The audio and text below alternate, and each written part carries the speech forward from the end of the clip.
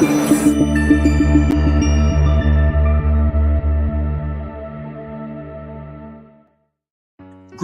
and welcome to the United States Transhumanist Party Virtual Enlightenment Salon. My name is Gennady Stolyarov II, and I am the chairman of the U.S. Transhumanist Party. Here we hold conversations with some of the world's leading thinkers in longevity, science, technology, philosophy, and politics.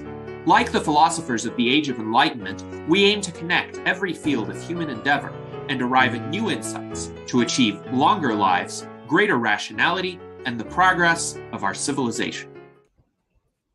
Greetings, ladies and gentlemen, and welcome to our U.S. Transhumanist Party Virtual Enlightenment Salon of January 8th, 2023. We are pleased to be here with you today to showcase the work of a young Nigerian inventor named Nonso Nolly. We are going to hopefully have Nonso joining us from Nigeria shortly. He has a bit of a connection issue that we are working through. In the meantime, I would like to introduce our distinguished panel of U.S. Transhumanist Party officers, including our Director of Visual Art, Art Ramon Garcia, our Director of Applied Innovation, David Shoemaker, our Director of Publication, Zach Richardson, our Director of Longevity Outreach, Ben Ballweg, our Director of Scholarship, Dan Elton, and our Legislative Director, Jason Geringer. And while we are waiting for Nonso to connect, I would like to show you some videos that he created of technological projects that he has undertaken, including his invention of a smart stick, which can help the visually impaired navigate in their surroundings. So let's take a look at a demonstration of the smart stick right now. Hello guys, welcome back to my YouTube channel, Nolly Tech. Today I'm going to be testing the prototype which I built, a smart stick for blind people. I'm going to be doing any updates that is necessary. Today we're going to be using it to walk around the environment and see how it works. So let's get it started.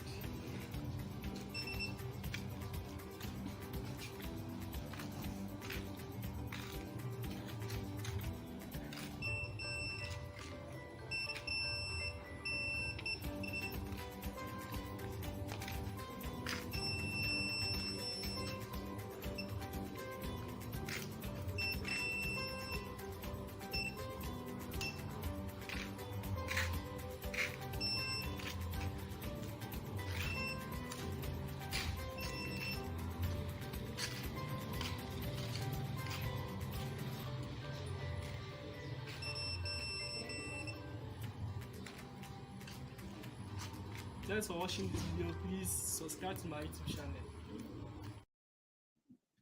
All right, so that was quite an interesting invention that Nonso created essentially by himself through the resources that were available to him. I'm curious to hear some thoughts from our officers about the smart stick.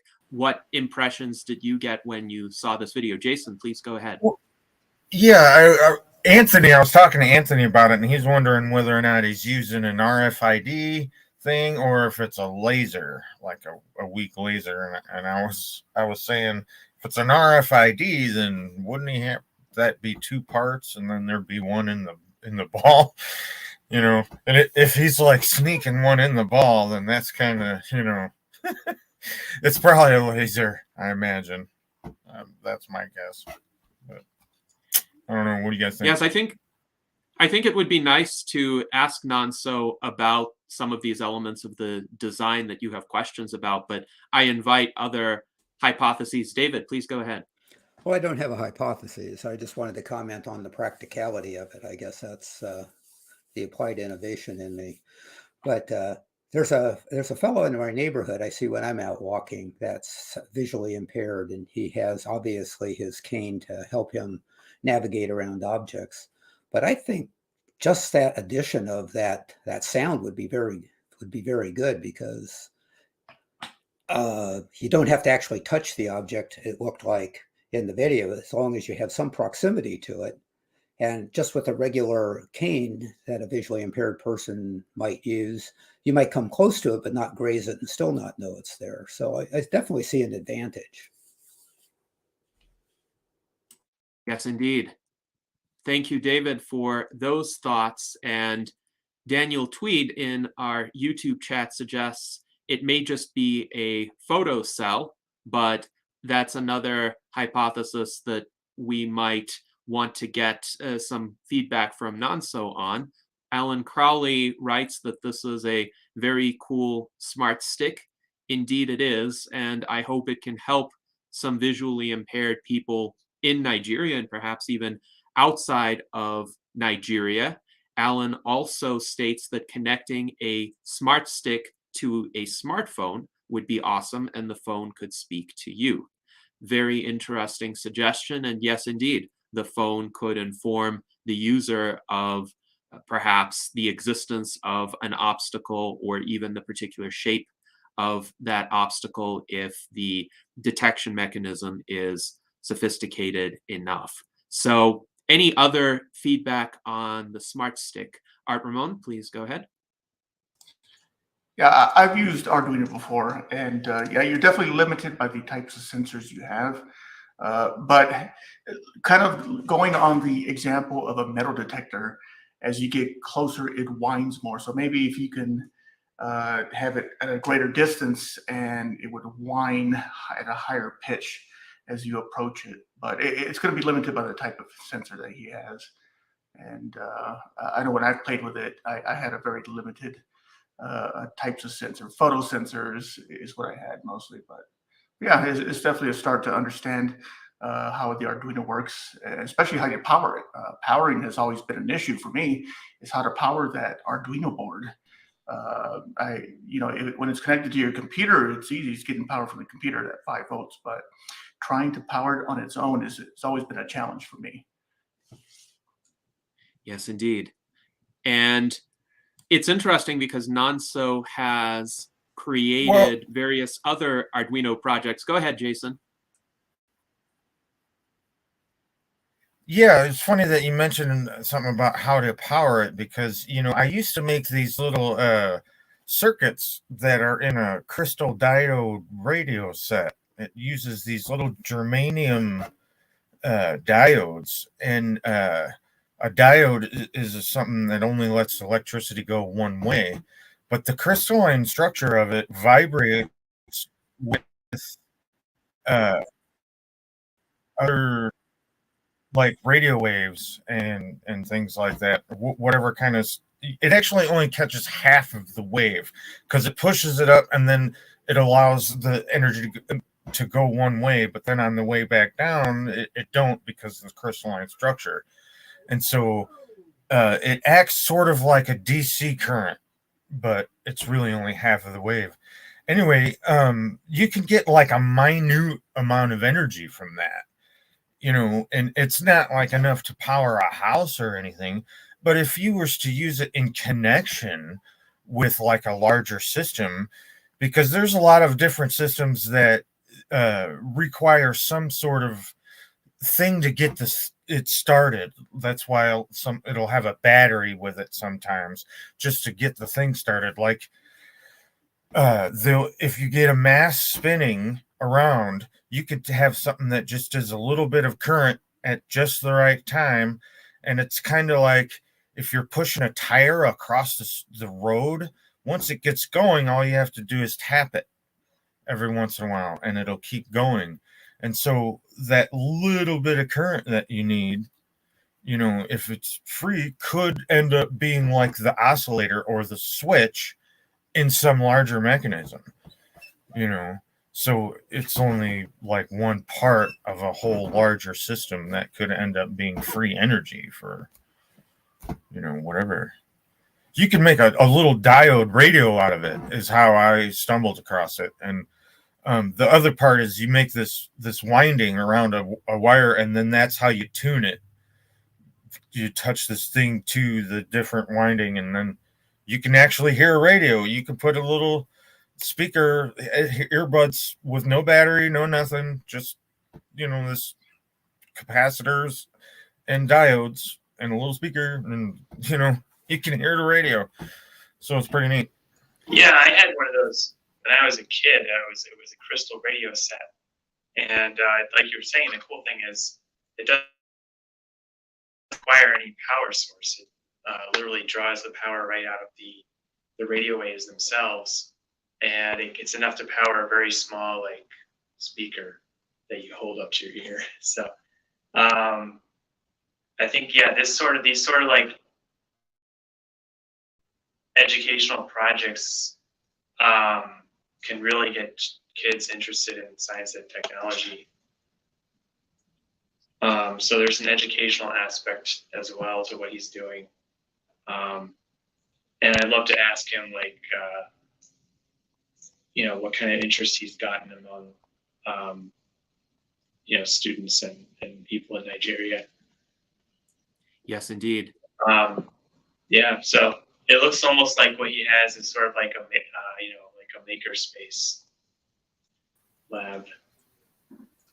Yes, and he has essentially assembled that makerspace on his own using the materials that he could get.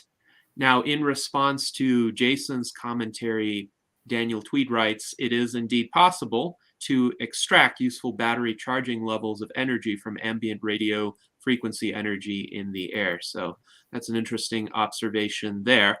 And we do have some additional videos of Nonso's Arduino projects to demonstrate more of the extent of his work. So the first one that I will show is a bit of an overview of some of his work with Arduino. Here we go. This is my first Arduino project. I was so glad in building it. I was able to program the Arduino to blink, but although I find difficulties in programming it, I finally programmed it last night, and now you can see the LED is blinking. This is my Arduino second project, which I also built to be viewing. These are switches which are connected in series, and this is the lead, and this is the jumper wire and a resistor. The switch it has two switches which electrical current passes. For the LED to be light up, you have to press the button. The interval at which it blinks is 100 milliseconds. You can see this is digital to pin wire, digital pin 3 wire, and digital pin 5 wire. This is digital pin 2 wire. And these are the resistors which are connected in parallel to the bulb, and a switch to control how it blinks. Once the switch is being pressed, the red becomes steady and the yellow and blue blinks. Once my hand is off the circuit, the blue and red blinks again.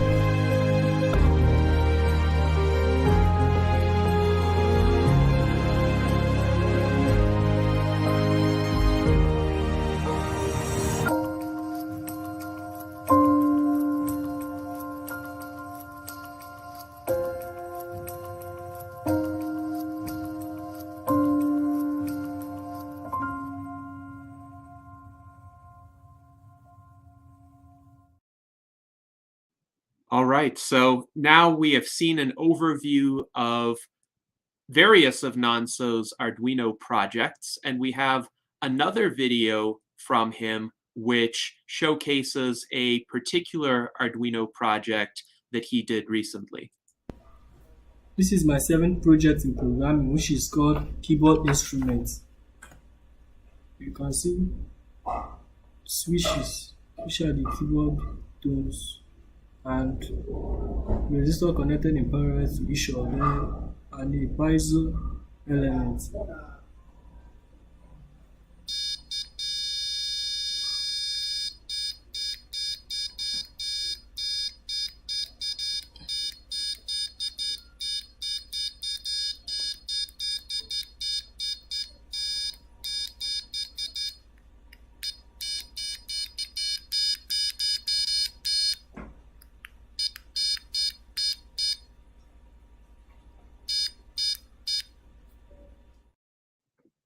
All right, so now we have seen a good overview of Nonso's endeavors, and we have a quite valid question from Mike Lazine, who wonders, what is Arduino used for? So Arduino is, according to Wikipedia, an open source hardware and software company project and user community that designs and manufactures single board microcontrollers and microcontroller kits for building digital devices. And the advantage is the open source aspect. So the hardware products are licensed under the Creative Commons Attribution Share Alike license, and the software is licensed under the GNU Lesser General Public license or the GNU General Public license. So it means anybody can manufacture these Arduino boards and distribute them without significant restrictions, and that would include even commercial production of them. So this is very good for spreading these kinds of kits and projects to places where it would otherwise be quite difficult to access the materials or to access proprietary materials. So this is a good question, Mike, and I will share the Wikipedia link shortly. Daniel Tweed also writes that Arduino is considered a microcontroller rather than a microprocessor, such as Raspberry Pi. So that's a good distinction to make as well. So any thoughts on the Arduino projects that you've seen from Nonso? Let's see. So in the absence of further commentary on that, I will also bring up a comment from Alan Crowley, who writes, the germanium diodes would be good for the smart stick and additionally for a spectrum of wearable devices. So that's a good suggestion that we will bring up to Nonso as well. Mike Lazine wonders, can the smart stick be powered by a lithium battery? That is a good question also. And I'm curious if any of you know the answers. Jason, please go ahead. Well, sure. It could be powered by a battery, of course. You know, I'm just. I really like the whole idea of getting the energy that's, right in the atmosphere, because that's free. It's not really free. I mean, it's an open source system. I mean, but even if it's cosmic rays, that's just another sun far away. Yes, and now we have Nonso with us. So thank you, Nonso, for joining us. I'm pleased that we were able to finally achieve a connection for you. So we've shown some videos of your smart stick, and we've shown some videos of your Arduino project. So we have a bit of an introduction, but tell us a bit more about the smart stick, what motivated you to create it, your process for creating it, and essentially how you foresee it being used.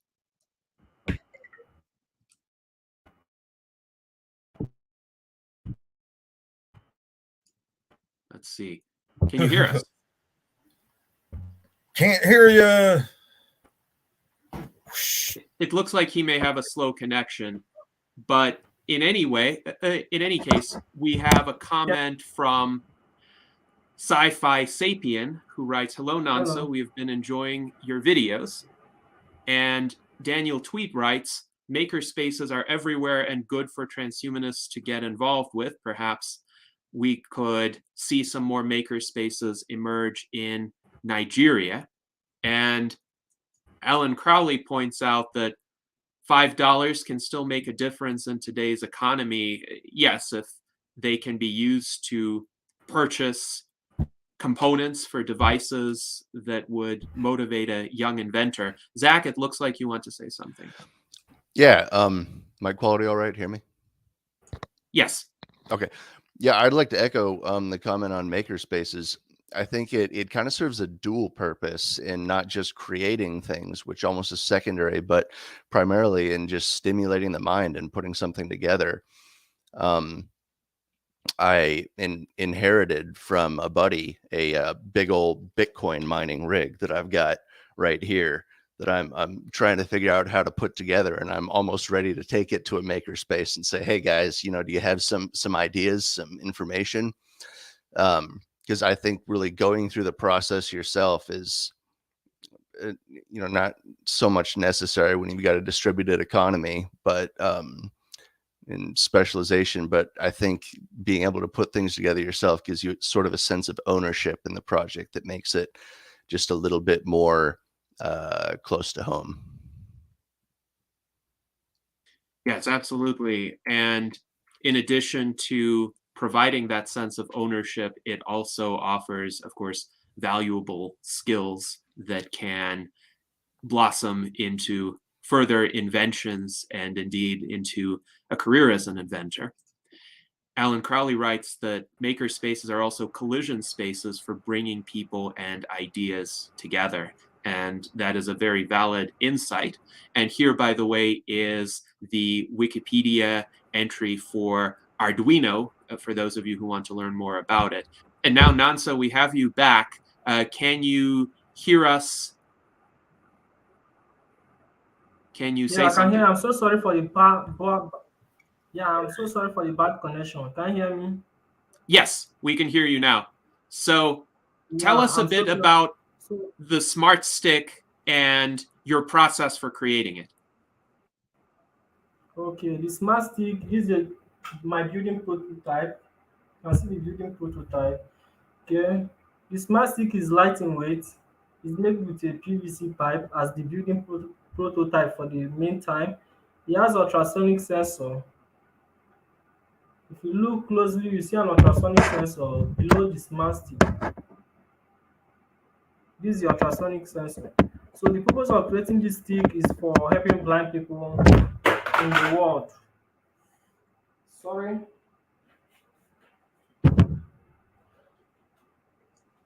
Did you say it was an ultrasonic sensor, Nonso? Can you tell us a little bit about how that sensor specifically works? That we were trying to guess what it was, if it was Okay. like RFID or LiDAR or something, but it sounds like if it's ultrasonic, correct? Did I hear correctly?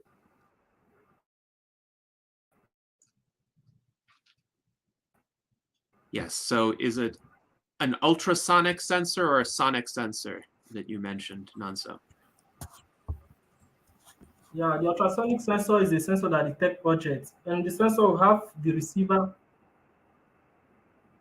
ultrasonic. Yeah, it has two sensors. One is the transmitter and one is the receiver. So the transmitter transmits sound in a very high frequency that is high to the human ear that we're not able to hear. Then the receiver receives this sensor, it detects it back. When it transmits, it's going to hit the object and it's going to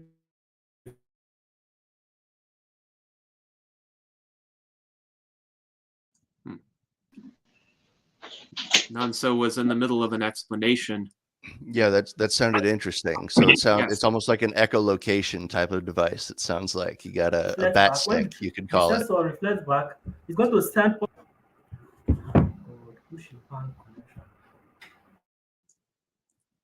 Hello, Nonso. You were cut off a bit.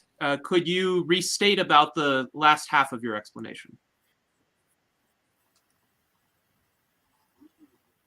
Wow, awesome connection today. And you could ask him. You could ask him to turn off his video. Nonso, if you can hear us, please try turning off your video. Yes. So at the bottom of the StreamYard interface, there is a button called Stop Cam.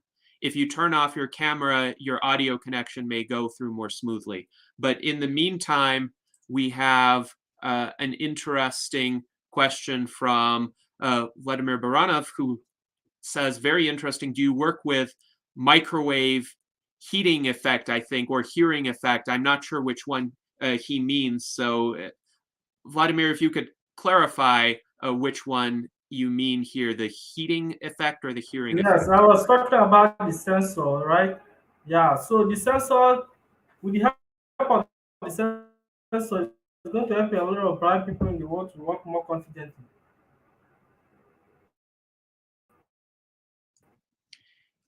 Yes. So I didn't hear it. we heard the start of that. This colliding with object. Yeah. So the sensor have the sensor, the microcontroller board. That is which is going to be using a rechargeable battery. Yeah, rechargeable battery is going to be good for it, and it's going to use a LiPo battery, LiPo-ion battery that's going to be inside the smart stick. And it has a vibrator motor which alerts the user there's an object in front of him. When he detects an object, it's going to vibrate to the user's hand. Hello. Yes. Yes. So we heard that when the smart stick detects an object, it's going to vibrate in the user's hand, and that's how the user knows essentially that there's an obstacle. I believe we Yeah. were hearing a sort of beeping during your videos, though, too, almost like Yeah, that was my first prototype, which I built. I built it to be beeping. That's my Okay. first prototype. Then the second one, when I got some feedback, I get from feedback from so many people that it's going to be making a lot of noise. So I tried to update it to vibrating. Yeah. So it vibrates in people's hands now. You move it around, it's kind of like a vibro stick. That is really cool. Yeah. Yeah, Have a you lot of had good noise. any clients so far, or even if they're not paying you, people testing out your device? Any blind? Tell me about the blind community where you are. What part of Nigeria are you in? Yeah, I've contacted the Blind Association of Nigeria. I know It looks like he got Lost interrupted him again. again. Yes. Bummer. But he was starting to say So I that wonder how much those cost. he was starting to say that he did contact some organizations, but we don't know what happened with that yet. Alan Crowley writes, a tactile haptic system makes good sense. Haptic, So that's the word. yes, and that is what Yeah, I know that Nonso's I contacted the technology. Blind Association in Nigeria. Yeah, I've contacted the Blind Association of Nigeria, but I got no response for them because of the bad government, everything not working perfectly, you understand? So I've contacted the one of Canada, no response for that too. So that's, and secondly, the project is not yet completed. There are a lot of things to get to complete the project, but they are not yet done. Yeah, because of past and material.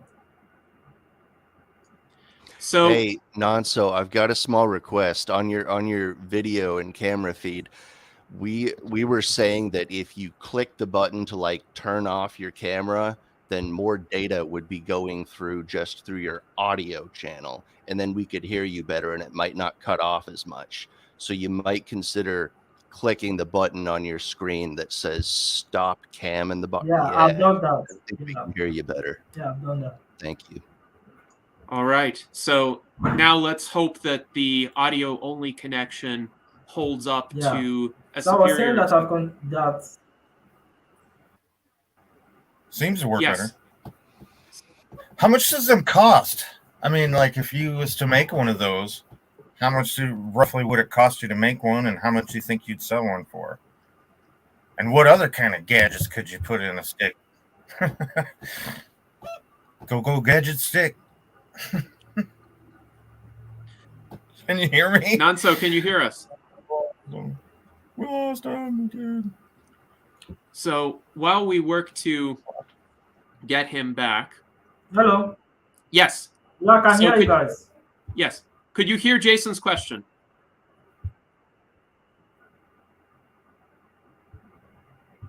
So let's talk about the cost of the smart stick and how much does it cost to get the materials and manufacture a smart stick. How feasible do you think it is to scale up that kind of invention to reach a lot of people?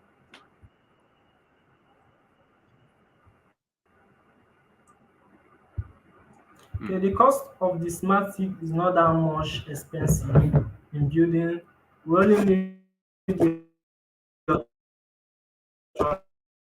sonic sensor, the microcontroller, and switch LiPo battery. So what we are going to use in building it is normal, but it's to require a 3D printer to print out the prototypes. You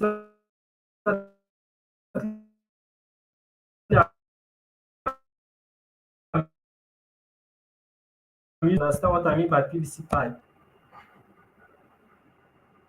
Hello. Yes, hello, Nonso. We We heard can hear you, about but you cut out quite a bit. Right. If you could repeat like the last 30 seconds, that would help us all. Well, Repeat the last 30 seconds. Everything you just said, say it one more time. There was a little bit of lag still, unfortunately.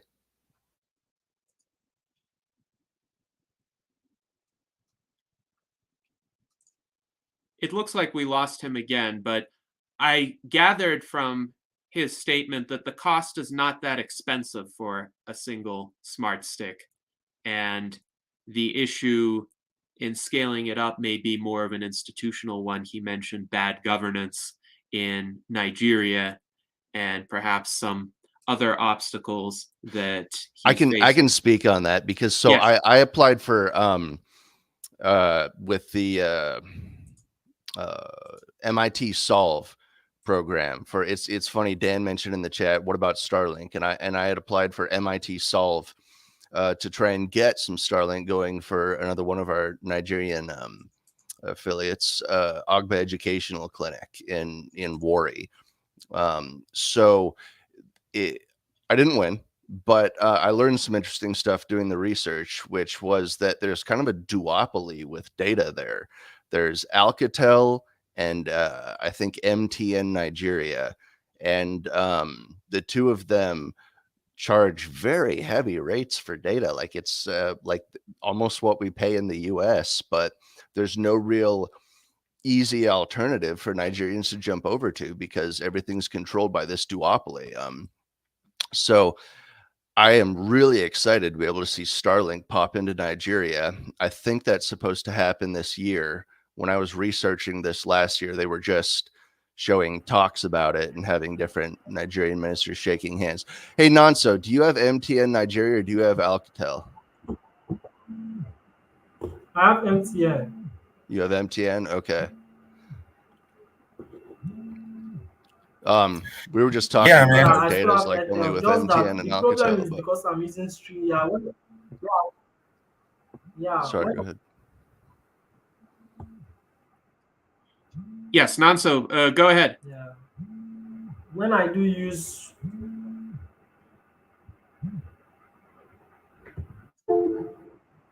It seems we have a lag with Nonso again. Yeah. You know, I'll tell you what, a lot of people got a lot of stuff to say about Elon Musk, but man, that Starlink is something. You cannot argue with results. Mhm. I mean, you know, the effect that it's had on the Ukraine war is immense. Mhm. All 100% all the agree.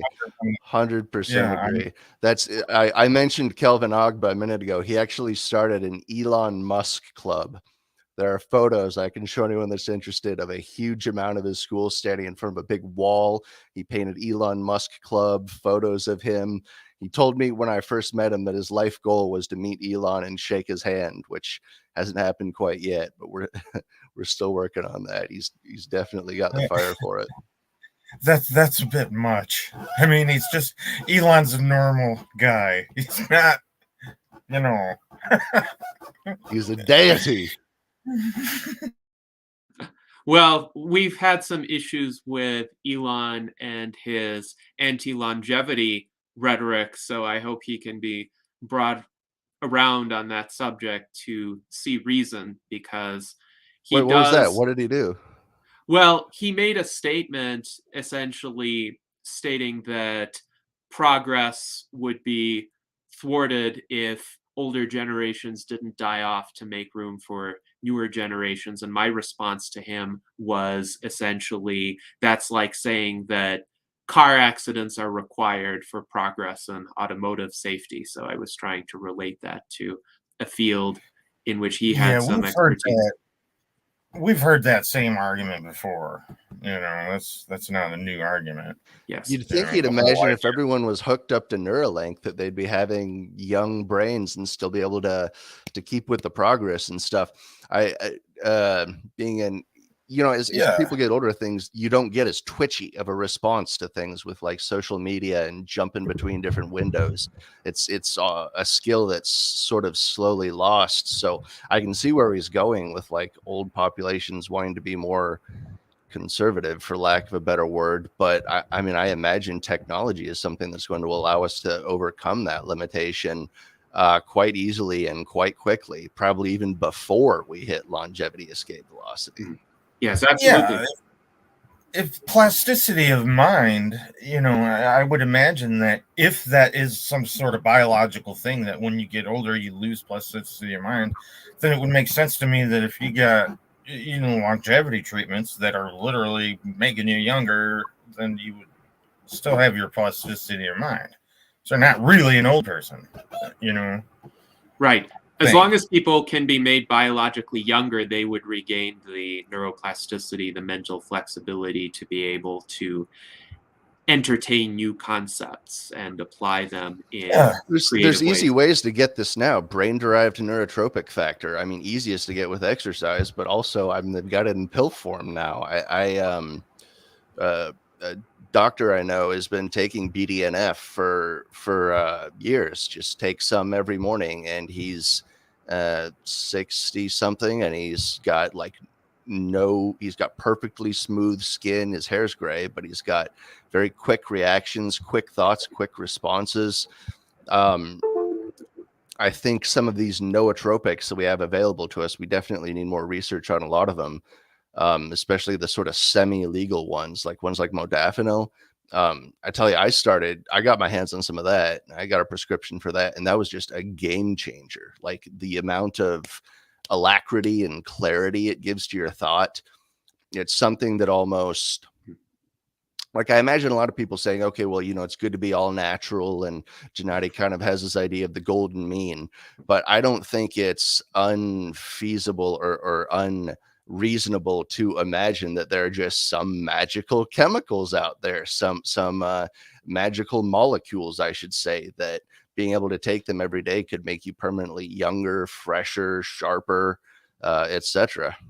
I would be quite wary of that, though, for several reasons. First of all, if such chemicals existed and they were free of deleterious side effects, we would have seen essentially an ageless segment of the population already. And the fact that we don't see that suggests to me that reversing the aging process or regaining neuroplasticity is not as simple as taking a pill or a chemical. The other concern I have is, of course, for the various possible side effects of any mind-altering substance, given that we can't target the alterations of the mind to limit them to beneficial effects only. But in any event, we have lots of times, you know, oh, it's drugs, it's making me more clear and I'm jamming, but you know, and then you find out, no, you weren't jamming, you were just high, man. Right.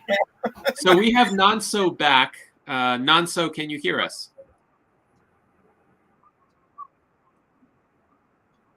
I don't think he can hear us yet. So Nonso, please say something once you're ready to communicate with us again. Also, another option is for you to answer questions. Yes, you can hear us. Okay. So there are some questions for you in our YouTube chat. So Vladimir Baranov writes, what is the maximum distance for your device? Can you talk about that for the Smart Stick? What is the maximum distance for the Smart Stick? It's 4 meters. 4 meters. Okay. So we've answered that question. Very good. How long did it take you to invent the Smart Stick? 2 months. 2 months. Okay. So that was quite a project. It took a lot of your time. And what did you learn? Yeah. What did you learn as you were working on the Smart Stick? Was this project as you had expected it to go, or were there some aspects that you didn't expect that you learned along the way? Yeah, like the distance. I want the distance to be more like maybe about 10 meters. Understand? Yeah. Yes, so he wanted a greater distance, but it didn't work out that way. So what were some of the... Yeah. And I also want, I also, Yes, Nonso was going to say so, something, but he you know, got... yeah, Go ahead. Go yeah, ahead. you know, a blind person can a blind person can mistakenly dip the smart stick inside the water. So this sensor needs to be waterproof. Yeah, in case it's being deep inside the water, it's not going to get spoiled. It's going to still be working. So the Yes, sensor needs to be waterproof. yes. So the sensor needs to be waterproof. That's an important lesson learned. Yeah, And we have some feedback from Sci-Fi Sapien, who writes 4 meters. That's fantastic. And he writes in regard to the waterproofing of the sensor, that would be a good next step. Mike Lazine, for our US audience, states that 4 meters is about 13 feet plus, and that's pretty good. I'm going to validate that. It's 13.1234 feet. So that is correct. Now, Jason wonders, is there a use case to ward off wild animals with a smart stick? What do you think, Nonso? If somebody is in the vicinity of a wild animal, could the smart stick help them essentially prevent some sort of bad encounter with the animal?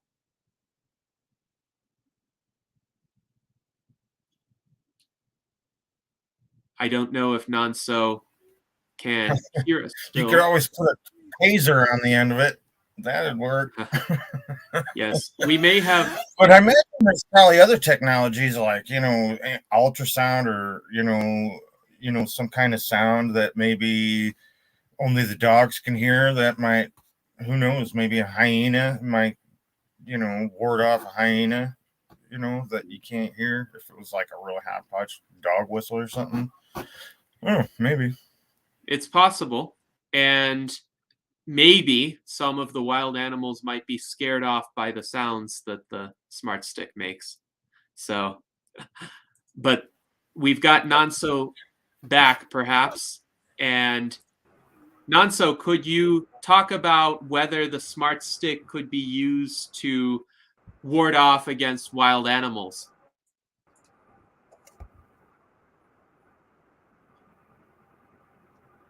do you mean to scare wild animals away?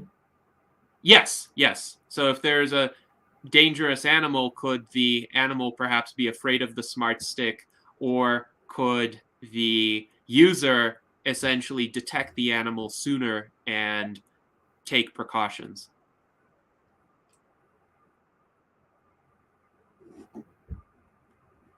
No, I don't think that would be possible because it only detects something. It can detect the animal as an object that is something in front of him or her, like this something. But we can upgrade it by making it to detect that this is an animal and giving the user more information that this is an animal in front of him or her. But right now, what the thing only do is to detect objects. So the smart is going to see the animal as an object in front of the user. Yes. So no matter what the object is, the smart stick will just inform the user that it's an object, but it won't distinguish between an animal and something else. So how Yeah. do you foresee this technology being improved in the future? You mentioned the waterproof sensor as a possibility. Could there be, as one of our viewers suggested, the ability to link it to a phone app, perhaps, to be able to give more details to the user, like this is what the object is? I don't get it. So could the smart stick sensor connect to a phone app that could then tell the user what the object is that is being detected? or even tell the user that an object has been detected. Yeah, it's possible. It's possible, yes. So as kind of a next generation version of this technology. Yeah, the GPS can also be included on the smart stick. Yes, so there's a GPS possibility as well. Yeah. All right, very good, very good. So now let's talk about scaling this invention to be able to bring it to large numbers of people. What would it take for that to happen? What would it take for thousands of smart sticks to be produced, or larger numbers? If this invention catches on, maybe there could be millions of smart sticks. What is required for that to happen? The tools in making it, yeah, that I mean the resources in making it, because I'm just building this one locally. Yeah, I don't have any machine building it. No 3D printer making it. So I just build this one out of PVC pipe. So to make millions of it, you need to get a lot of materials and 3D printer to make the parts.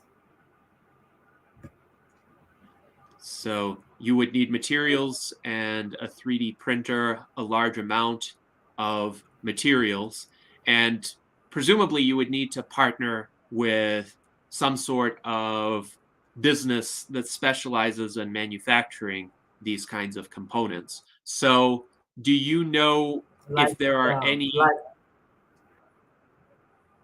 Do you know if there are people any... from China. Could you repeat that? I said like manufacturer from China, right?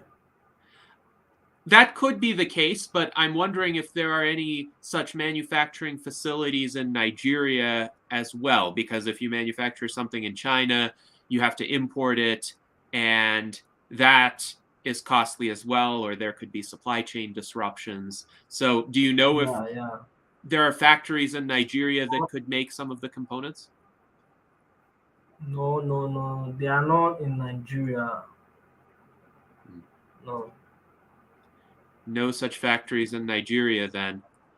All right, so you would need to rely essentially on an international distribution system.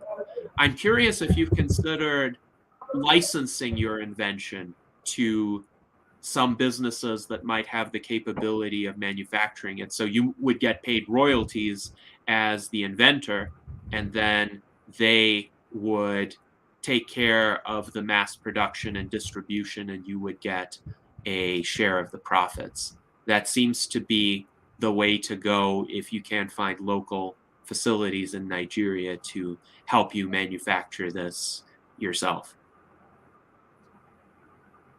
Well, yeah. So we have a question from Vladimir Baranov, who wonders, did you talk with Chinese factories to print your design? And you can discuss the price for doing that with them, according to Vladimir. Have you had those kinds of conversations?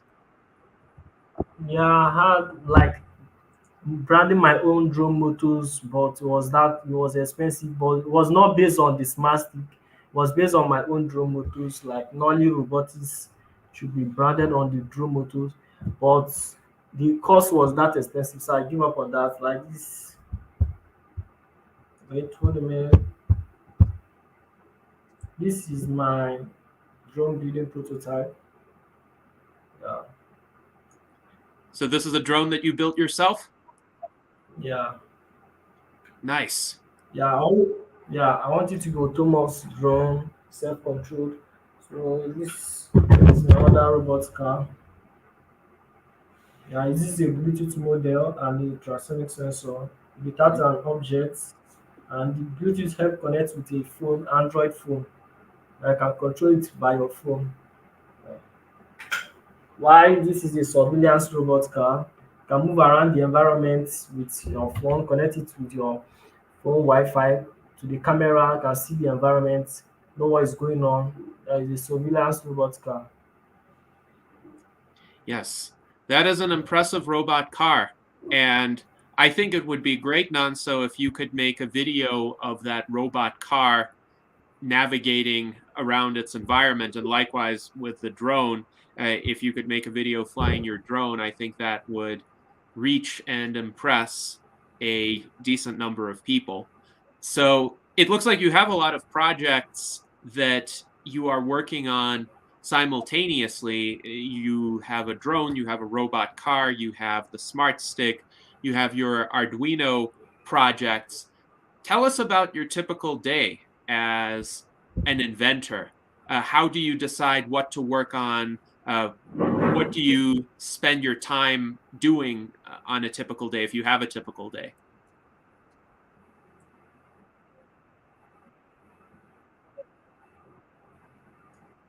It looks like we lost Nonso briefly again, but some of the time building robots, electronics, building robots and electronics, because that's what I have passion for since I was a kid. So you spend most of your time building robots and hello, electronics? yeah, I say that's what I have passion for. Mhm. Yeah, since I was Yes. And yeah. I'm I want glad to go that to a college, but they are not teaching that course in Nigeria. so you are self-taught. You taught yourself because there are no good courses that you know of, correct?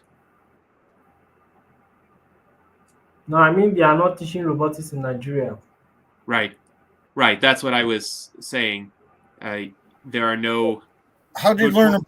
about Arduinos or whatever you call them? I don't Yes, even know. Arduino. So yes, let's talk about Arduino because we showed the videos of your Arduino projects. How did you become acquainted with Arduino, and how long did it take you to learn it and get to the level of the projects that you displayed? Yeah, it took me 6 months.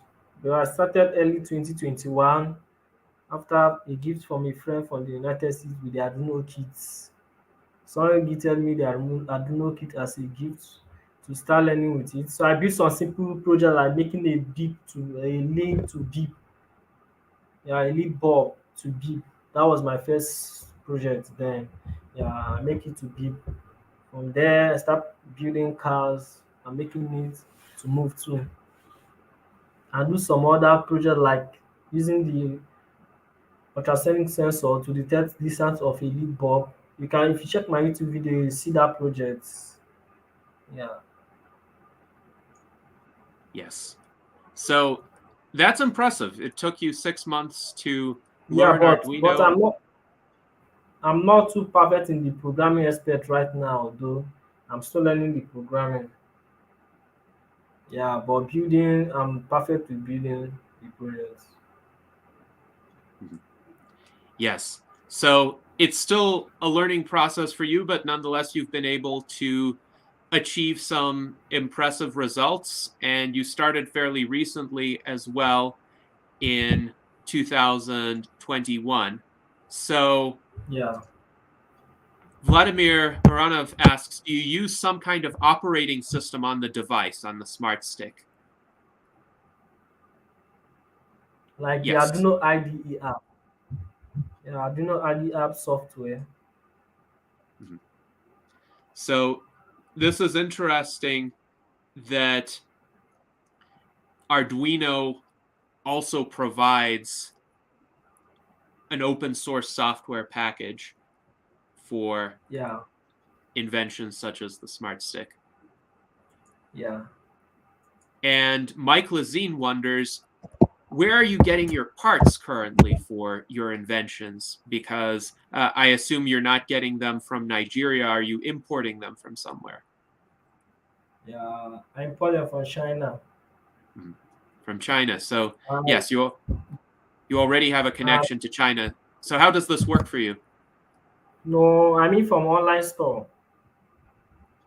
From an online store. All right. Yeah, but they are expensive. That is the point. I only do that when I get funds from someone, like $10, $20 for help from friends. Yeah, I use it to buy those stuff. Yes. So do you use the money that you get from your Patreon donations in part for buying materials for your projects? Yeah, I do, but I wanted it to be for my college, but it's not enough to my expense. So I Yes. do use some. Yeah, I do use some thought for that. Yes. And we are going to share the link to your Patreon account here shortly so that people could become recurring donors to your account, as I am one. So I wonder if Amazon works over there. Does Amazon? Do you guys got Amazon over there? Do you mean Amazon store? Amazon, the website, Yeah. does Amazon, the Yeah. website, deliver goods to Nigeria? Yeah, it's possible they do deliver. And would the goods purchased on Amazon be more or less expensive than the ones you can access from China? From China. So are the Chinese goods cheaper than the ones you could buy on Amazon? Yeah. Yes. All right.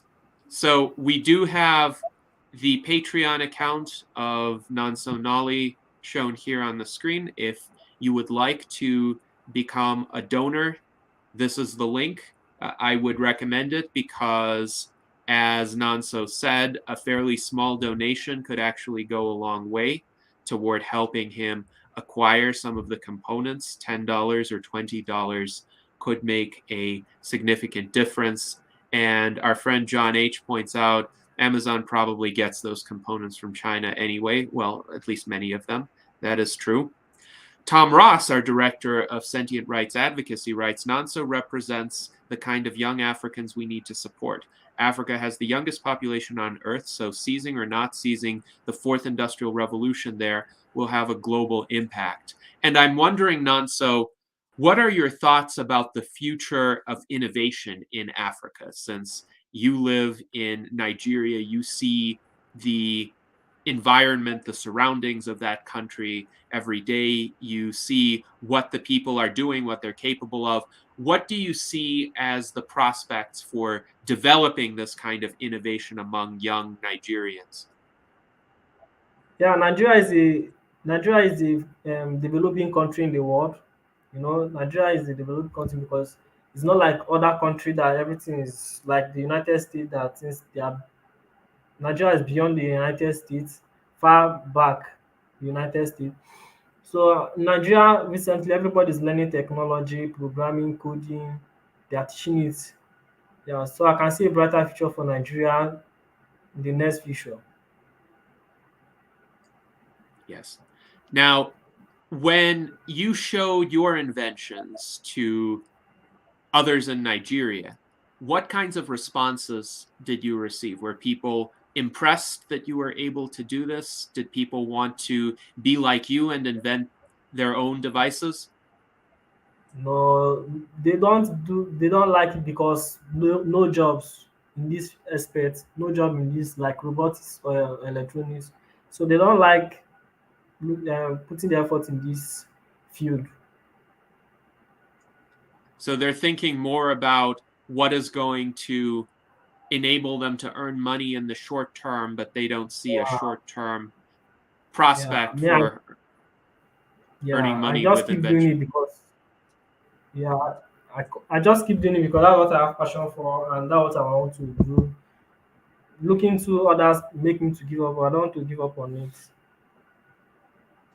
Yes.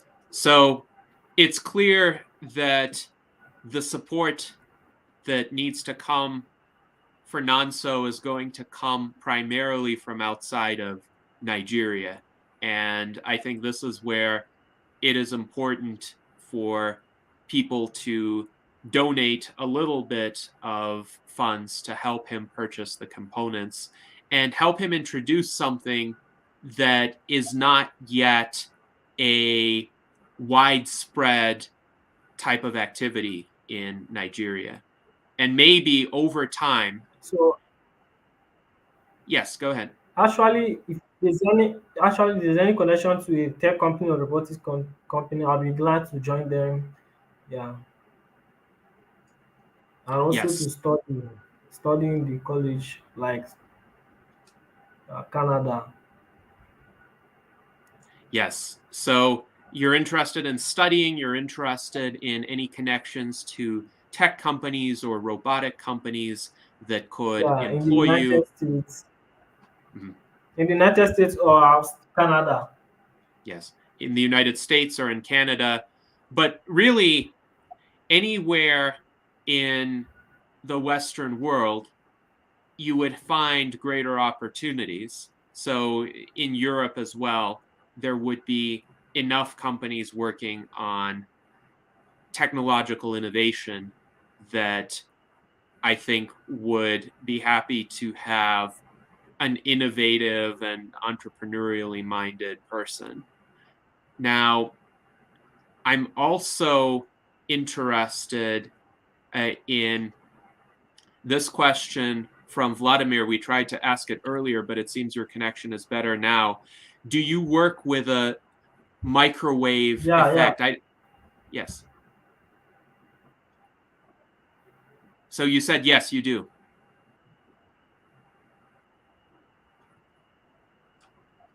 All right.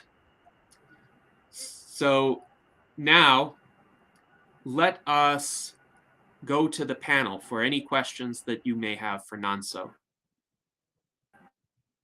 Art Ramon, please go ahead. No. Yeah, we were discussing it earlier. How are you powering your Arduino when it's not connected to a computer? What are your? Do you have a power bank? What is that?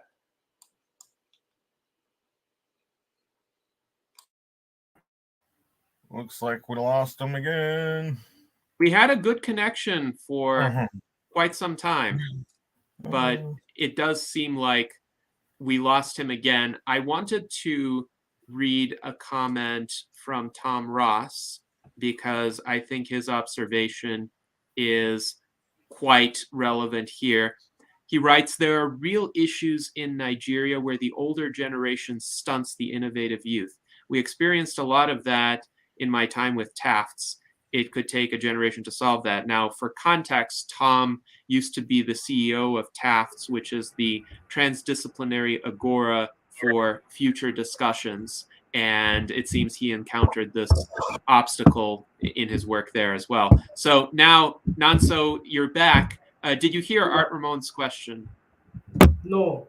No. Please Art repeat Ramon, it. could you restate your question? Yeah, how are you powering the Arduino board when you have it attached on the stick? Because usually it draws power from the computer via the USB cable, but when it's on board on the stick, isolated from the computer, how do you power that? Yeah, the Arduino, I'm using the Arduino Nano board for the Smart Stick because the Arduino UNO board can fit in the stick because it's a bigger board. So I need a smaller board, which is the Arduino Nano board. That's what I'm using for the project. This can fit in the stick. On the Nano board, we have the battery terminal, we have the 5 voltage and the VCC pin. That's where we're going to connect the battery. I'm using a LiPo battery for the Smart Stick. It's going to also fit inside the stick, which powers this Nano board. Then the nanobot supply current to the vibrator motor and the ultrasonic sensor. Okay, and what kind of battery is that? LiPo battery. I'm sorry. Lithium-ion battery. Lithium, yeah. Lithium-ion battery. But what size? Is it a 9 volts? Because the Arduino requires more than 9 volts, like 12 voltage. So 12 volts. Interesting. Interesting. I may have missed this because I had to step away for a minute, but did you have any, or did you speak on having any feedback from actual visually impaired people and what they thought about it? And secondarily, what is the distance between the stick and a solid object before you receive the haptic feedback? 4 cm, 4 meters. Sorry. 4 meters. Okay. Yeah, Wait, Yeah, and I 4 didn't cm get would to. be too small. 4 cm is centimeters. He said he corrected himself. 4 meters. He said. Meters. So I didn't get the feedback from blind people because I contacted the Blind Association of Nigeria. I got no response for them. So there's no how I'm going to get the smart stick used by someone there. Got it. Well, yeah, Yes. that'd be something to try and keep Yes, I pushing also on. Maybe we contacted one can of echo that. yeah. I also contacted the Blind Association of Canada. I emailed them, no response to them till now. So I just give up. Well, if Don't give up. anyone watching this video knows someone who is visually impaired, please inform them of Nonso's invention. And maybe in that way, Nonso could get some beta testers for it. Yeah, have you thought about costs for that? Say one of us were to find a group of visually impaired individuals. There's a school for the blind not a few miles away from me. Say I were to go to them and find them and say, hey, there's these great new sticks. And they say, all right, we want 3 of them. What would you charge me? This is a hypothetical, of course. Like, say I asked you for 3 No, sticks. Would you be able to do it? Or what would you charge? what will I charge? Yeah, I'll charge like, let me say about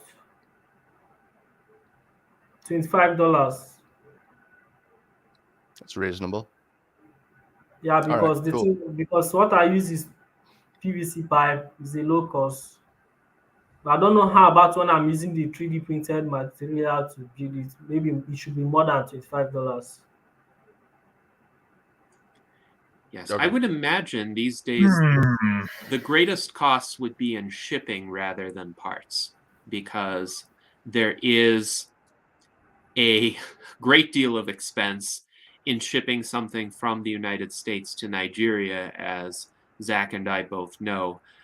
Now, I wonder what the cost is going the other way, going from Nigeria to Yeah, how far are you from Lagos? I'm far, but not that too far from Lagos. Like how many Yeah. hours drive? Or I guess if you don't have a car, it wouldn't matter. But No, I don't know about it. I reside in Asaba Delta State. Asaba Delta State, Nigeria. what?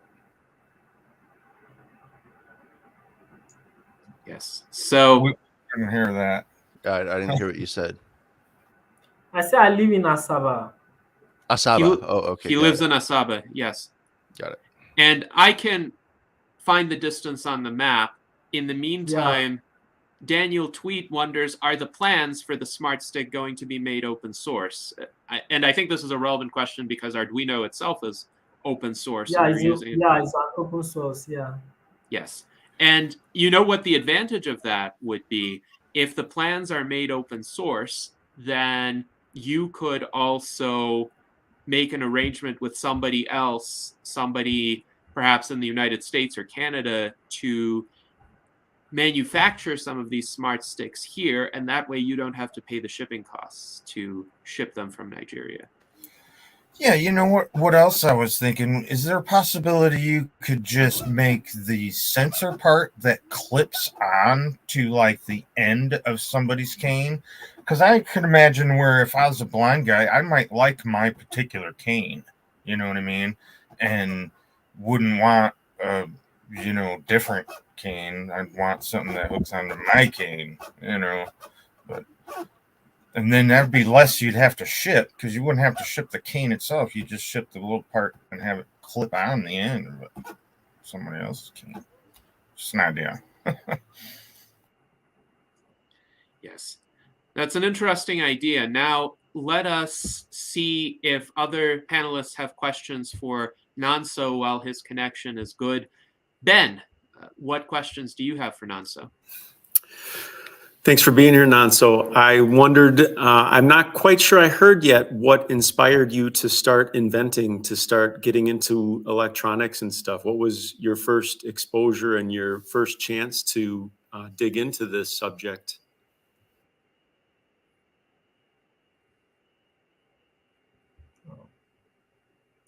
My first project was RC car.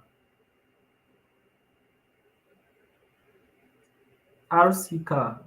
That's An RC car. Yes. That's a pretty Yeah. expensive toy to get the first time and be like, holy crap, I got an RC car. That sounds like a big project. Yeah. I mean, it's an I intimidating did mine. project, the first one.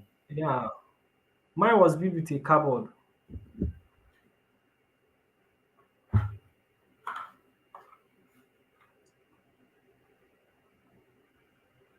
You can see this is a cardboard. Even so, I mean, I am intimidated by electronics. Like, what made you think I can figure that out? That would make me like, I'm just gonna do something else that's not so difficult. What made you think I can do that? Because it's a passion, something I like doing. What was maybe like the first kind of electronic thing that you really got to dig into? Like, was there a radio that you got to take apart at some point, or A I don't even torchlight. know. A torchlight. Flashlight? Wow. Yeah. I get you. Cool. And just mess with them and tinker and figure stuff out and be like, this is sweet. I like this. I'm going to make this my life. Yes. Well, we certainly admire the tremendous motivation that you have to continue to invent, to continue to pursue your passion, especially in an environment that is not as receptive to it as it should be. So hopefully our audience will appreciate all of the effort that you've put in and will help you out in the ways that it is possible to assist. Now, I'm also curious if David Shoemaker has any questions for Nonso. Well, first off, thanks so much for being here, and thanks for suffering through all the technical issues to get going. Yeah, I too was interested in what got you into this. Are you working alone, or have you brought other people in to work with you, Yeah. or how is that working?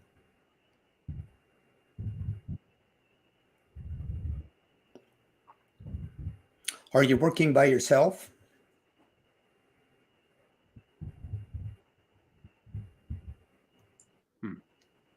I'm not sure if he hears our questions. Nonso, can you hear us? I'm working alone. He's working alone. Yes. Okay. Yeah. Has your work inspired others? I can hear you. Has your work inspired other people? As far as you Yeah, know. spider. Yeah. Yes, a lot. A lot of people. A lot of people. That's good. That's tremendous. Yeah, that's tremendous. Thank you. And for those young people who are inspired by your work, what do you hear from them? Do you know if they're also trying to invent something? Yeah, mostly of them are into electronics and robotics. They want to build plane, cars, drone, all of that. And they're gonna like say, teach me how to do this, how to do that. Yes. And Mike Lazine writes, yes, thank you a lot for joining us, Nonso. You rock. And Alan Crowley writes that you inspired him. So that is, I think, quite touching. Zach Richardson writes that Asaba is much closer to Wari than to Lagos, and the distance is about 437 kilometers from Lagos, and Mike Lazine says that it is indeed the case that shipping costs from the USA to Nigeria are not cheap. John H. has translated kilometers to miles for us, so that's a distance of 271 miles. That's a substantial drive. That's about a 6-hour drive, I would imagine. So Yeah,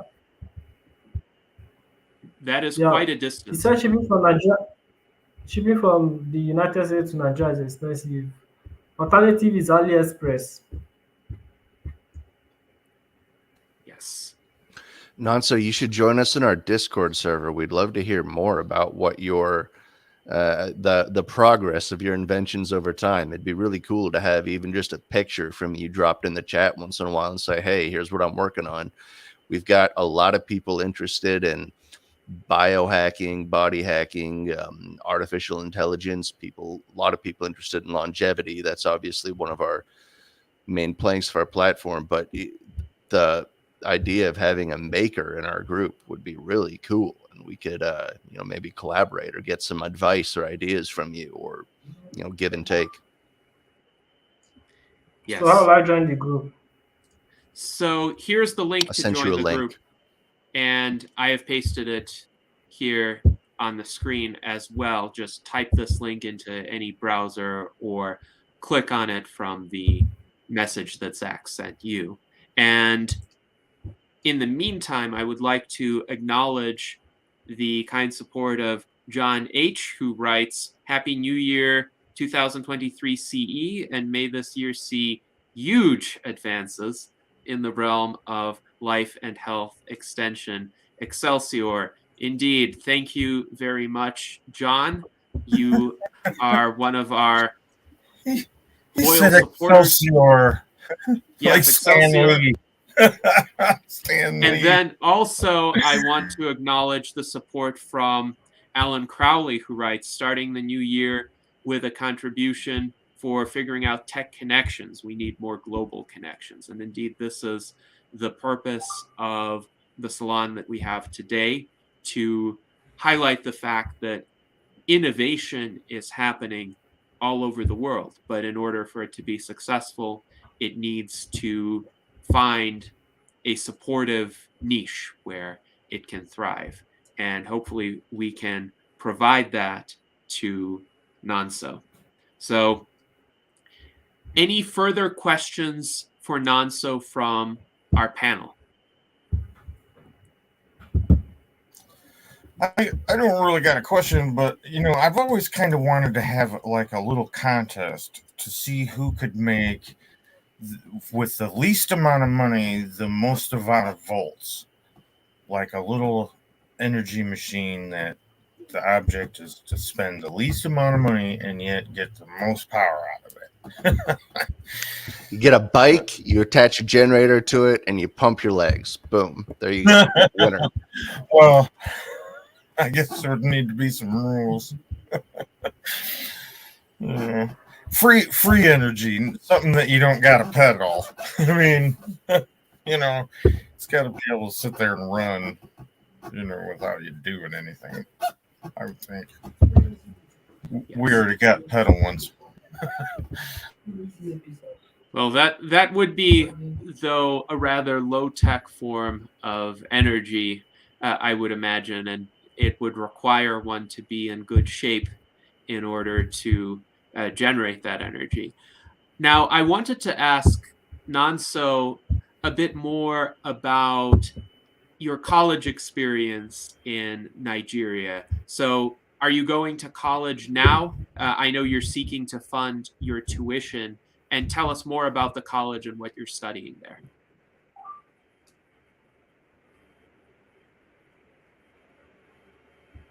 Electronics engineering.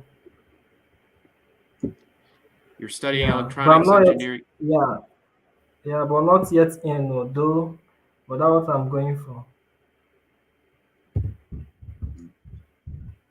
So, do you find that the education you're getting there is of high quality? Please, can you break it down? When you say hyperbolic, what do you mean? He means is like the education you're getting. Do you feel like you're learning a lot? Do you feel like they're helping you excel, or is it more like you've doing where you are now? You're already exceeded anything you could learn there. You're at the top of your game, top of Like, your yeah, class, or do you feel like you have a lot to learn, or like are you at the yeah, top already? a lot to learn. Okay. Yeah, a lot to learn to gain more knowledge on this field, to gain more knowledge on the electronics field. So there would be a benefit to you in going to college, continuing to pursue your studies, because there are skills you could learn there that you could apply to your inventions. So what do you think in Yeah, particular you would like to learn more about in the course of your studies? I would like to learn more about the robotics field and also the electronics. Yes. And are there specific kinds of robots that you would like to build in the future? Yeah, like the drone. Yeah, Yes. So you would like drone. to build more drones. Yeah, advanced drones. What do you imagine those drones could do? Mm, mostly for delivering, for agriculture, like for harvesting of fruits. Yes, that's an interesting application. And I imagine that would require the drones to be larger and heavier so that they could also carry heavier loads. Is that correct?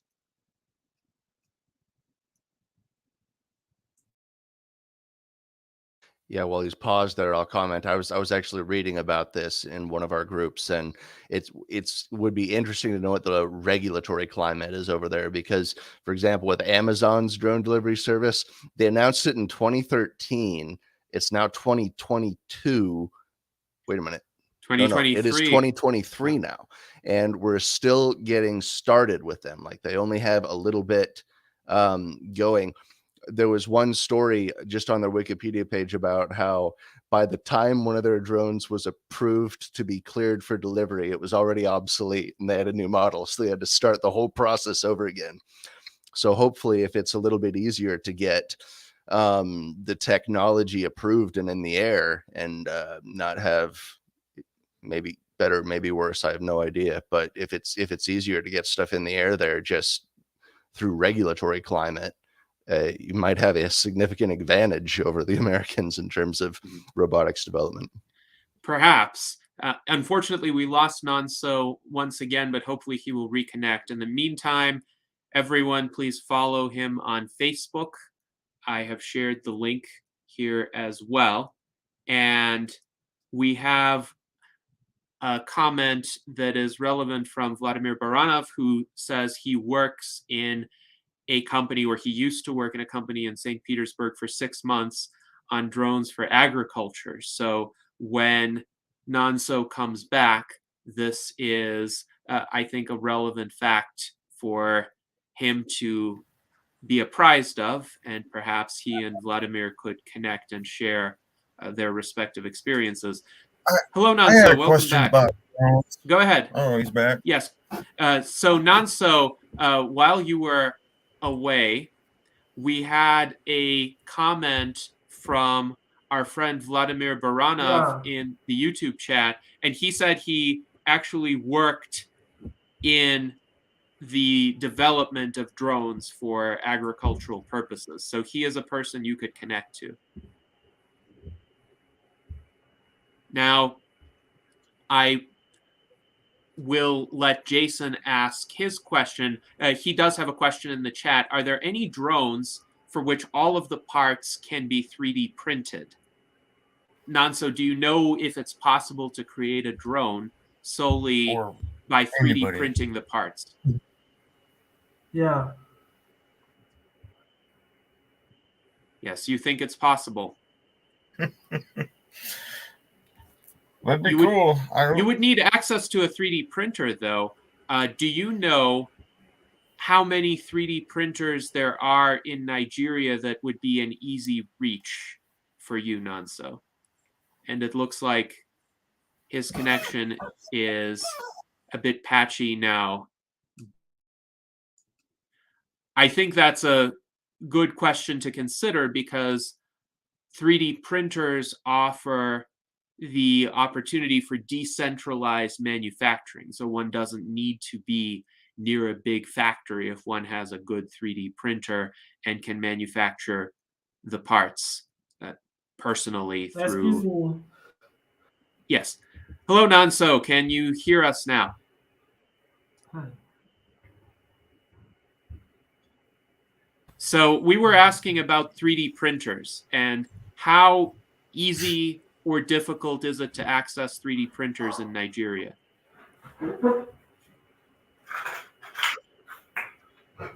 Oh, we lost him again. Yeah, please repeat the question. I heard you saying something before him.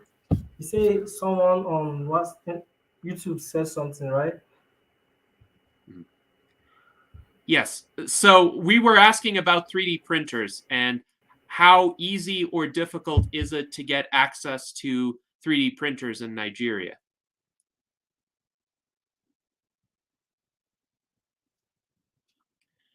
So it looks like Nonso's connection There is, it goes again. is still patchy, but Vladimir Baranov writes that the drones use multi-spectre cameras for photography purposes on the fields.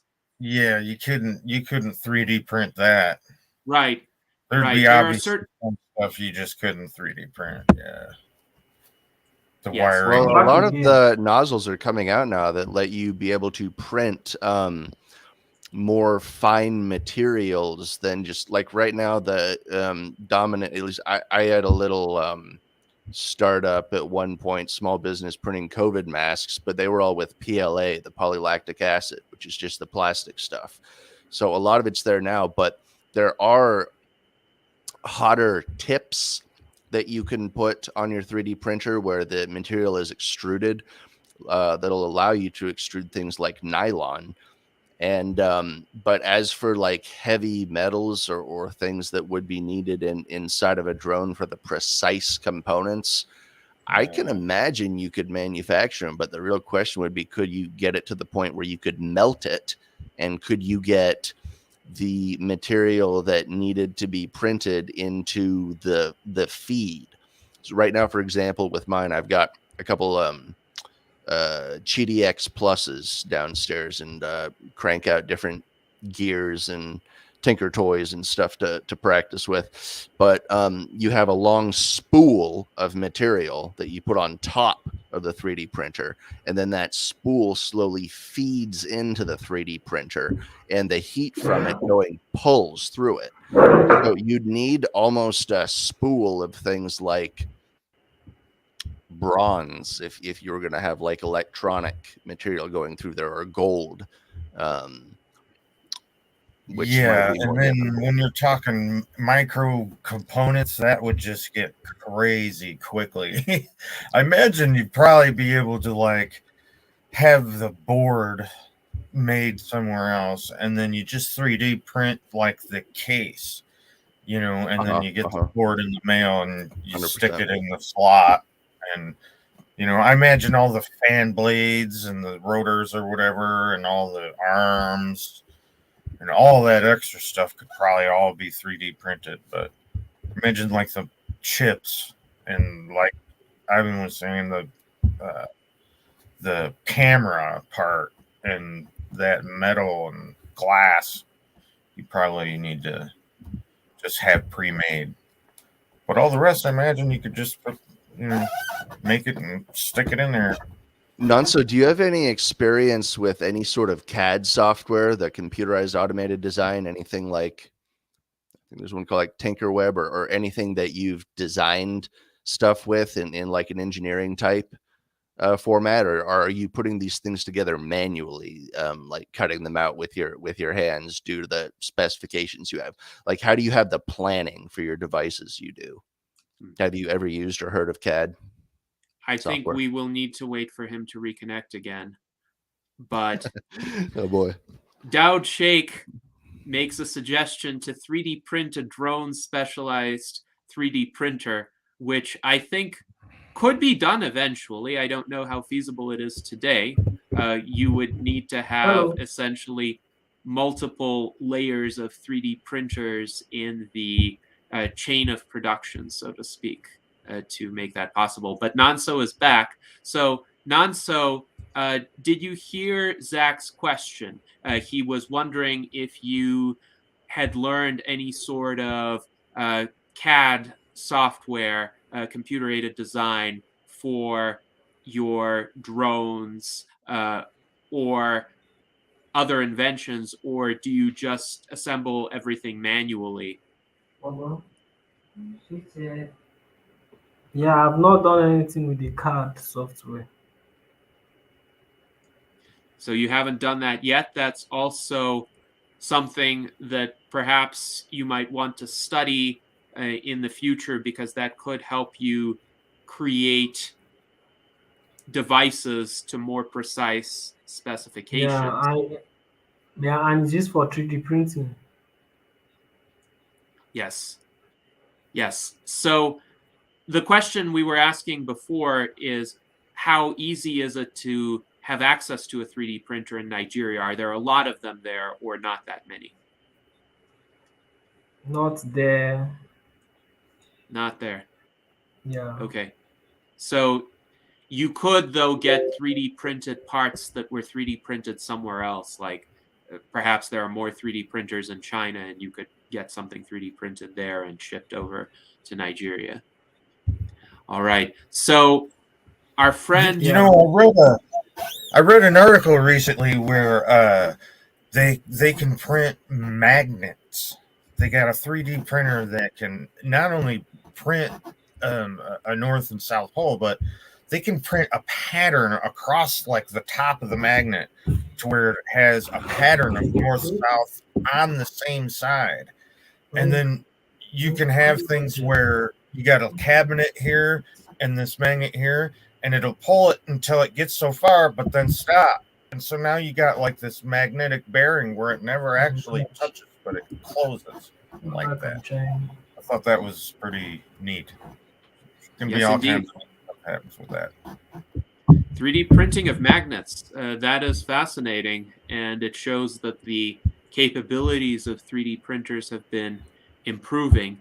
Now, our friend Vladimir says that if you want to learn about the mini drones that are used in agricultural purposes, there is specialized software that one would need to learn about. And I asked him to elaborate a bit about the software.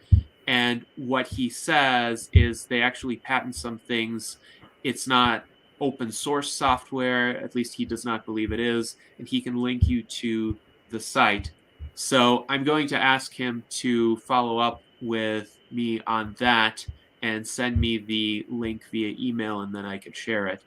But it does seem like there are people and companies around the world who are working on drones for agricultural delivery purposes. So this is an area that has some demand and some ongoing efforts that you could learn about and participate in, perhaps, Nonso, because it is quite a promising idea.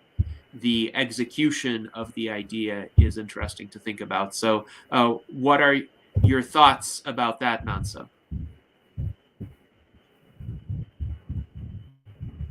I'm interested.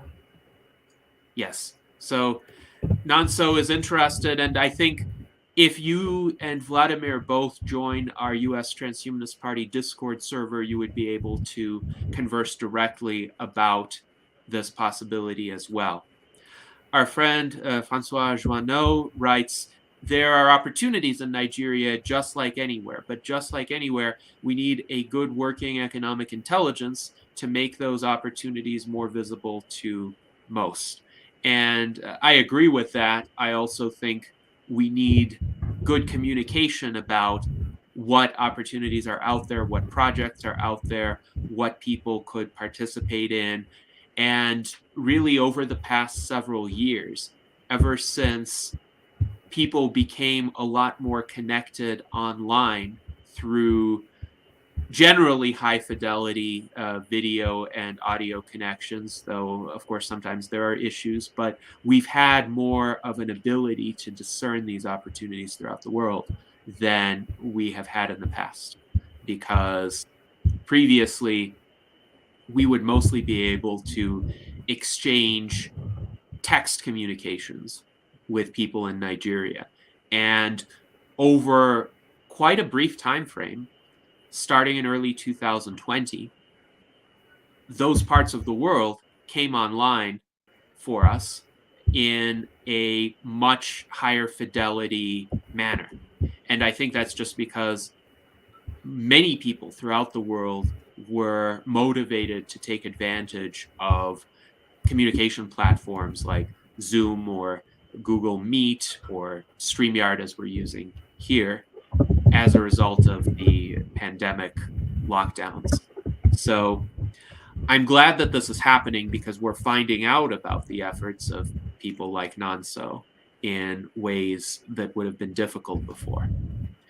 So now I want to once again open up the floor to any of the panelists who have any questions for Nonso or closing statements. We have about 17 minutes left in this session. So anything you would like to ask, anything you would like to say, Art Ramon, please go ahead. Yeah, how helpful is YouTube and other internet resources to learning more about Arduino? I mean, what is your main go-to site to learn more on Arduino?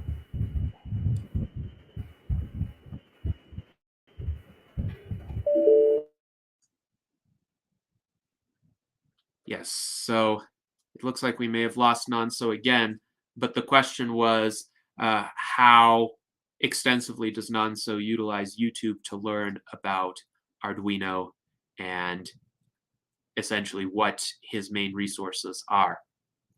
In the meantime, let's take a look at some YouTube comments. So Daniel Tweed writes, a 4D printer could manufacture things that don't exist yet. I think that was a bit of a joke about a time-traveling printer device. Yeah. I made a 5D one yesterday, or I'm gonna make a 5D one yesterday. Yeah. Made it Tuesday. You're going to make a 5D printer yesterday. Very interesting. So we are in some temporally experimental territory here. But in the meantime, let's ask our panelists, from what you've heard from Nonso and what you've seen in the videos, what inspired you the most, or what do you consider to be the most notable?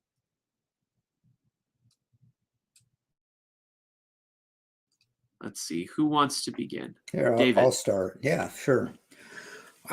I think the fact that he's done this all himself, he's been his own inspiration to get started, best I can tell. He's worked out how to get parts. He's worked through so much stuff. I can remember building electronic kits. I forget who said that maybe it was Dan that said that he built a crystal radio when he was a kid. Yeah, I did that too. And I built some other things, but I've never had the focus that I see in this gentleman. So I applaud him for that. And I can truly see that he is an inspiration. He's an inspiration to me. And I would love to see him being an inspiration to those in Nigeria that can, maybe pick up, learn from him, and spread this out a little bit. Yes, absolutely. And I think his self-driven internal motivation is quite powerful, and it could lead him to achieve great things, hopefully with the kind of support that he can get from the people who wish him well. Now, who else has some comments about what inspired them about Nonso? Go ahead, Jason. I'm curious. David said that he made a crystal radio when he was younger. Did you ever get the tuner part to work? I could never get the tuner part to work. Well, for me, it was signal strength, Jason. So I finally found one station that I could get, and I just left it there. Right. Yeah. Cool. Well, yes, sometimes you figure out what you can do in a particular context, and then you emphasize that. You make the most of that rather than focusing on what you can't do. I think that's actually a fairly common approach in a lot of areas of work. So let's invite further comments while we hopefully wait for Nonso to rejoin us again. Ben, what inspired you about Nonso? I guess I was going to ask him what were some of his biggest challenges as an inventor, and then I wondered how similar he thought those challenges would be to, say, inventors in the U.S. that had like reliable bank loans as an option for them and such things like that. So it's pretty incredible to figure things out when it's just you get what you get when you get it and do something with it. And I would be curious to hear more how he keeps managing to do that. I guess I was also curious, and maybe we have some more Taft's background too with, like, I speculate that, I mean, we in the USTP feel like the future is imminent. And then like other Americans, they might feel like, well, future's coming. They don't quite feel like it's as imminent as we do. But then I kind of figure like people where Nolly are even less thinking, oh my gosh, future is upon us kind of thing. And like, how can we ensure that the future arrives for all of us more at the same time, so that they can feel that hope there that we do here. So just some thoughts I'm having. It's interesting you say that, because the future is going to be interesting. There's this neat phenomena happening with demographics. As Johnny was mentioning it earlier, when industrialized nations industrialize, their birth rate goes down, causes their demographics to go from like this to like this, to where there's more old people than there is young people. And throughout history, it really has never really been like that. But we're seeing in the demographics of a lot of modern nations that it's getting kind of messed up. The United States is kind of a little bit, so we'll probably be all right. But there's other countries that aren't too good, and Africa still has a lot of young people, by comparison like that. So they still have good demographics. But the demographics that we're seeing in some of these countries around the world, I don't think we've ever really seen before. And so it does not portend of good things. Well, I think by the middle of this century, we are going to have a demographic situation where a much greater proportion of the world's population are going to be African or of African origin. And the key is actually to encourage young Africans today to pick up and develop these skills of technological innovation, because they are going to be the people to carry them forward. And they are going to increasingly also form connections with Western countries. So Nonso wants to study or work in the United States or in Canada, and I suggested he might find some good opportunities in Europe as well. But he's not the only one. there are going to be a lot of young Africans in a similar situation who are going to seek opportunities outside of Africa. And we are going to need them because, as you pointed out, Jason, generally the average age of the populations in Western countries is increasing. And so we are going to need energetic young people to fill the demographic voids. So I think making these connections now, encouraging this pursuit of technological innovation now is going to be crucial for the future. And of course, my other hope for the future is ectogenesis, so that then if we think, well, we need more young people in a given place at a given time, we could actually have them incubated in artificial wombs. Yeah, you know, that reminds me. Remember, we asked the other guy, I think it was Zach. I forget his last name. This cool guy from Greece, when we was talking about this. Yes, and Zach what Varkaris. that looked like. Yeah. You know, and we didn't really land on it at the time, but now that I think about it, you know, it's not going to look all crazy. It's not going to look like Matrix with, you know, babies and bubbles and tubes and all this crazy stuff. There'll be probably like androids. I mean, we could probably, you know, like them advanced sex dolls could probably be made to hold one of those. I mean, you know, we could probably do it today. You know, it won't look all super crazy unless you figure a pregnant sex doll looks crazy, I guess. Well, but, you know. But why would we even need that if we just have artificial wombs? Of course, what Zach Varkaris is trying to do.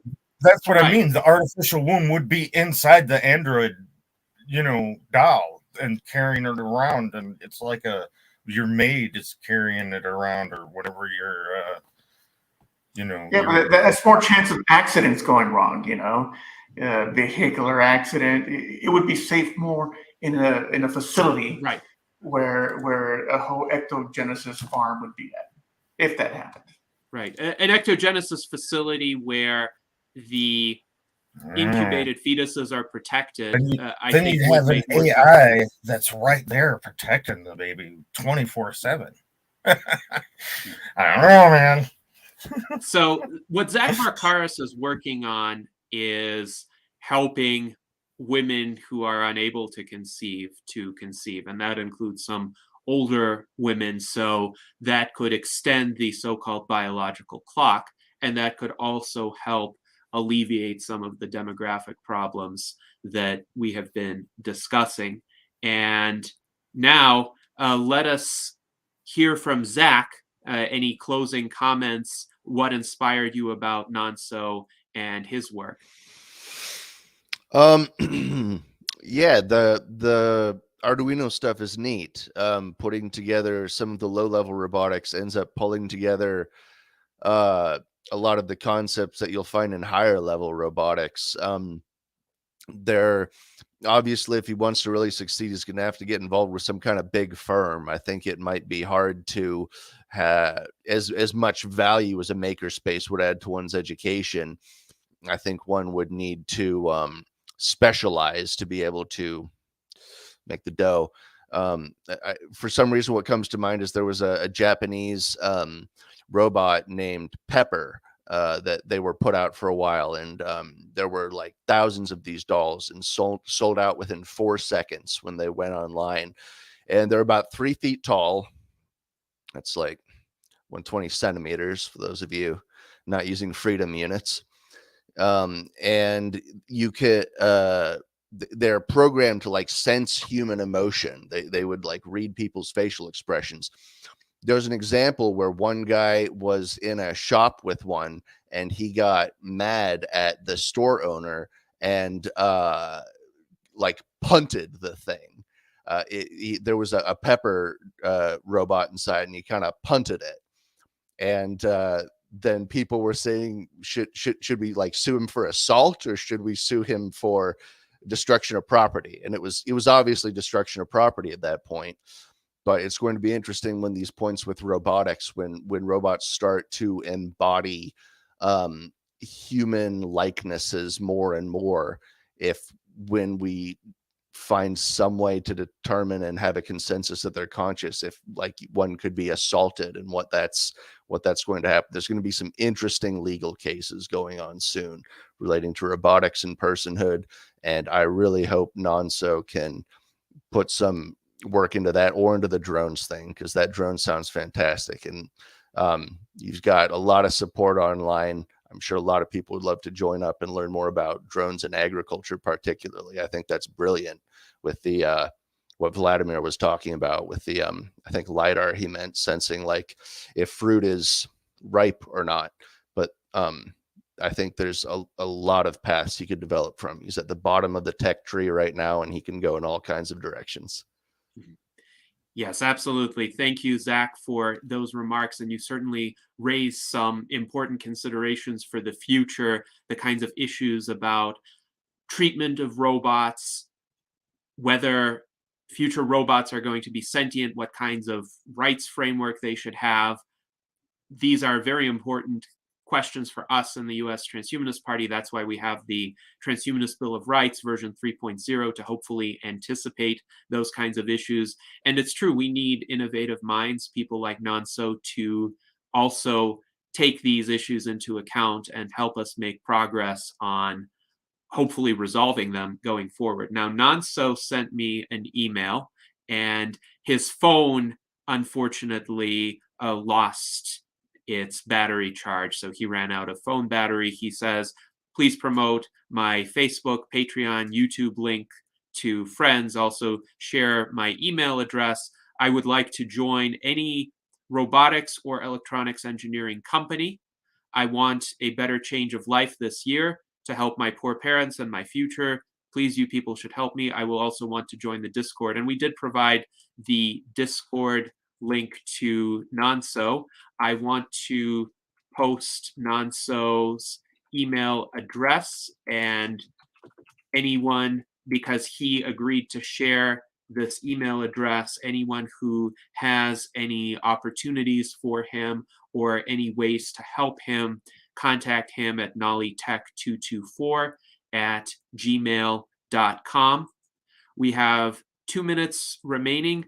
Art Ramon, would you like to offer any closing comment about what you found most inspiring about Nonso's work? Well, definitely it's inspiring that he wants higher education, and I did too in my time. But now with the way things are going and artificial intelligence, I'm not sure that might be the best path forward. I think there's so much information freely available online, and if you're having to pay for college, that might not be the best route. So I hope he kind of looks into that some sort of non-college university route, because it's expensive. Well, part of it's like a signaling thing, right? Like if you don't have the degree, how do you get hired with the company that gives you money, right? That used to be the case. I think that's changing now. I think with AI, AI is going to do the heavy lifting. I think everything you can learn with leveraging an AI is going to be just freely available online. Mm-hmm. So that would be my advice to him: is rethink that college university route, because things are changing, and I'm not sure how informed he is about that in Nigeria, but in other places, transhumanist spaces, that might be an obsolete route in the future. So, I concur. I think there are other options that Nonso could explore. John H. points out that MIT and other universities have free online courses that he could find useful. There's also Khan Academy, as Ampero points out. And Ampero also writes, we need a new way of certifying knowledge. 100%. There has certainly been a lot of thought put into that we could devote a whole salon to. And also learning for fun is an activity that Ampero recommends, that I recommend as well. Daniel Tweed points out real-world experience counts most with employers. And this is true after a little while. So a college degree can probably get a foot in the door initially, but after even a few years, actual experience on the job matters most. So David, I will let you have the last word for 30 seconds. Okay, just real quickly. I don't disagree with what I heard, but I want to throw one other thing out there. I pursued an additional degree on top of what I already had because I had been doing self-learning, but what I really needed was guidance on what to learn, what was important, and there's a lot of nuance when you have to essentially construct the course material yourself. So just something else to consider. Yes, absolutely. And that guidance aspect may indeed be what Nonso is looking for in seeking university studies. Well, thank you to all of our officers for joining us today. Thank you for Nonso for his willingness to bear with us despite various connection difficulties. I think he tried, he put forth a valiant effort, and we did learn a lot from him and his work. So until next time, live long and prosper.